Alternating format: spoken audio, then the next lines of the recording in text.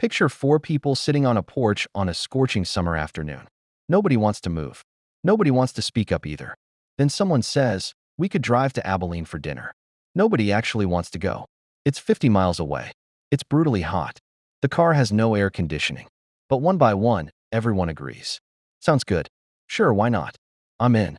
For hours later, they're back exhausted, sweaty, and miserable. And that's when someone finally admits the truth. I didn't even want to go. Then another voice. Neither did I. Then another. Every single person on that porch just spent their entire afternoon doing something nobody wanted to do, and they did it together, willingly, without a single person saying no.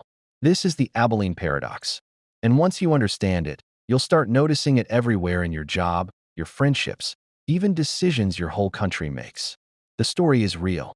It comes from management expert Jerry Harvey, who lived through that exact afternoon with his own family in the 1970s. He was so unsettled by what happened that he turned it into one of the most cited ideas in organizational psychology.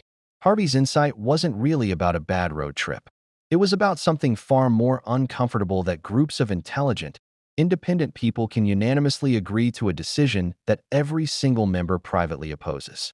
Not because anyone was forced, not because anyone lied outright, but because everyone quietly assumed they were the only one with doubts, and nobody wanted to be the person who broke the illusion of agreement.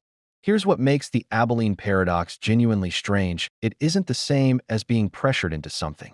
Peer pressure has a source. Someone pushes, someone else gives in. That's the paradox in its purest form, a unanimous decision built entirely out of unspoken, individual disagreement. So why does this happen so easily? Psychologists point to a mix of forces working together beneath the surface. There's the fear of conflict, the instinct to avoid being the one who introduces friction into a group that seems perfectly happy. There's pluralistic ignorance, a strange effect where everyone privately rejects an idea while believing they're the only one who feels that way. And there's a deep, almost primal drive to preserve group harmony, even at the cost of personal honesty. None of these forces require a bad actor.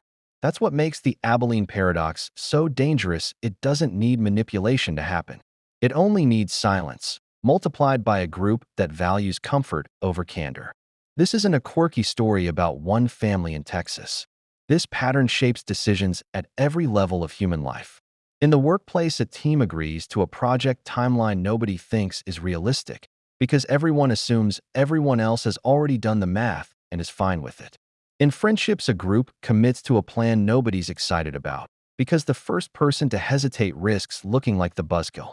In relationships, couples make major decisions, from moving cities to having children, each partner quietly unsure, each one convinced the other is the one who truly wants it.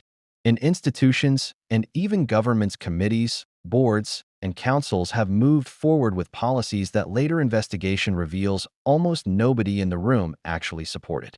Historians have pointed to moments of catastrophic institutional failure where the real cause wasn't disagreement, it was the absence of anyone willing to voice it.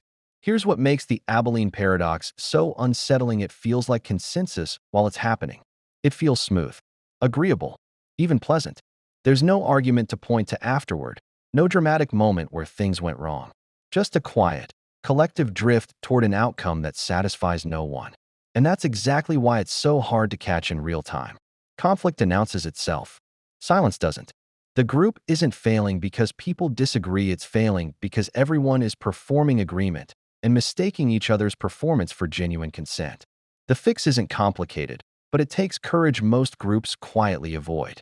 It starts with one honest question, asked out loud. Does anyone actually want to do this? Not asked to challenge the group, asked to test it.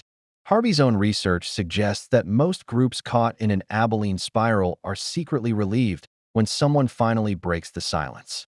The tension doesn't come from disagreement. It comes from not knowing whether disagreement is allowed. The Abilene Paradox exposes something uncomfortable about human nature: that we can move as a unified group in a direction nobody chose, simply because everyone assumed somebody else already had. So here's a challenge. The next time you're in a group quietly agreeing to something that feels off, be the one who asks the question nobody else will.